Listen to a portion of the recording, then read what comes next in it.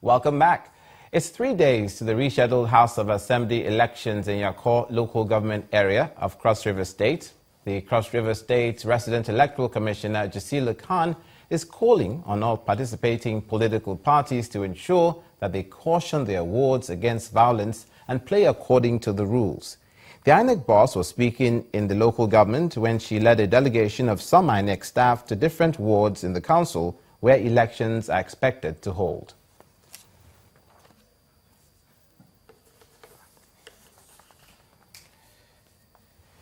And from there, the Oyo State branch of the Nigeria Medical Association has joined its members across the country to appeal to the Osun State Governor, Rauf Aregbesola, to look into the demand of striking doctors. The Oyo State branch is concerned that the situation may get worrisome before it gets better. Meanwhile, civil servants in Ogun State, southwest Nigeria, have also commenced industrial action which has paralyzed government business in Abeokuta, the state capital.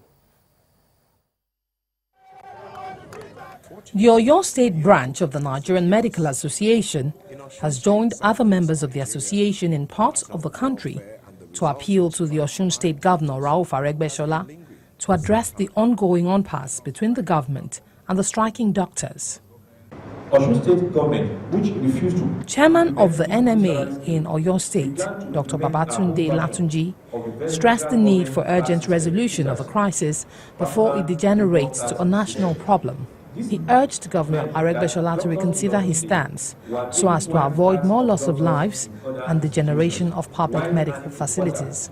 In the course of the series of dialogue, the association shifted ground severally, following which there were propositions by the board for consideration, which the association magnanimously accepted in order to bring an end to the lingering crisis.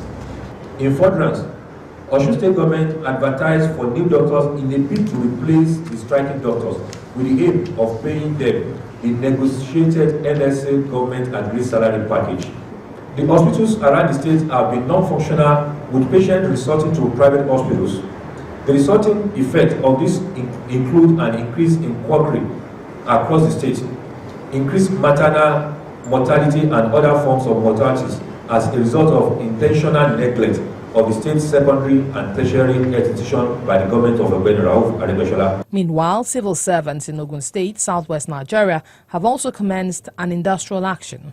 A visit to the governor's office in Abeokuta, the state capital, showed workers largely complying with the directives of labor, while doctors under the aegis of National Association of Government General Medical and Dental Practitioners have commenced a week warning strike to press home their demands for a better condition of service. Before now, we've had discussions with the government, several discussions, several letters written to the government about matters affecting workers in the state.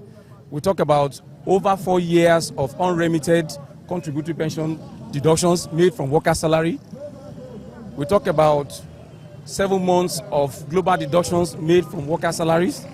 We talk about non-payment of gratuity, which was last paid in October 2012.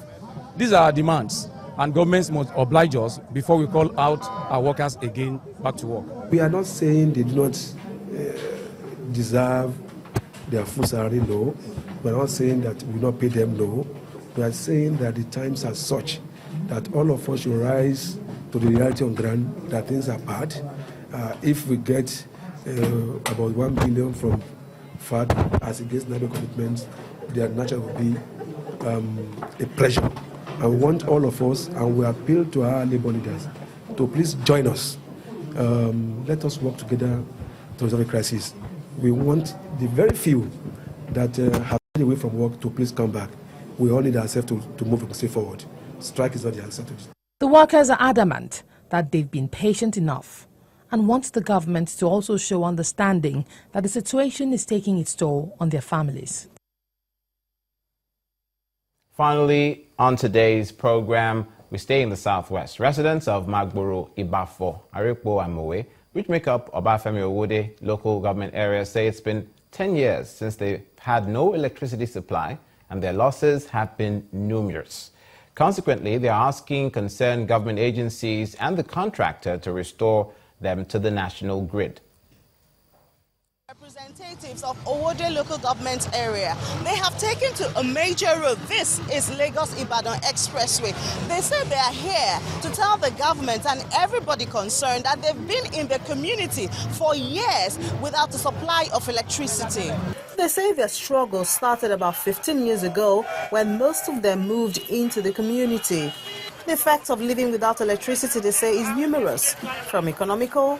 Every little thing that you need to do, you need to put on the gen. And a lot of people could not afford it. And because of that, businesses are down. To domestic. When we are using this iron, we burn it. Our children burn it. Not satisfied with the pace of work, then, residents resorted to community development.